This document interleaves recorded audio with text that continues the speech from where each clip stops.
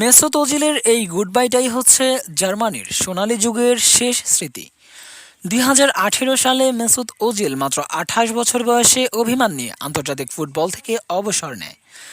২০১৮ বিশ্বকাপে Germany ছন্নছাড়া football খেলে তাদের গ্রুপের সবচেয়ে শেষ স্থান থেকে বিদায় নেয়। সমস্ত সমালোচনা ওজিলের উপর যায়।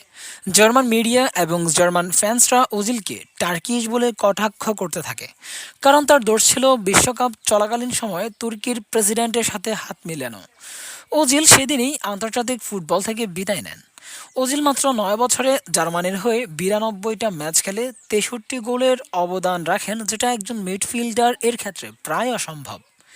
ওজিল তার ৯ বছরের আন্তর্জাতিক ক্যারিয়ারে ৫বার জার্মানির বর্ষসেরা ফুটবলার হন।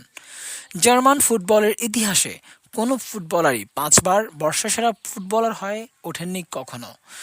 পরবর্তীতে গত ৮ বছর ধরে থমাস মুলার আর টনি ক্রুসকে নিয়ে জার্মানি কন্টিনিউ করে গেলেও সব জায়গাতে হয়েছেন কেবলই ব্যর্থ।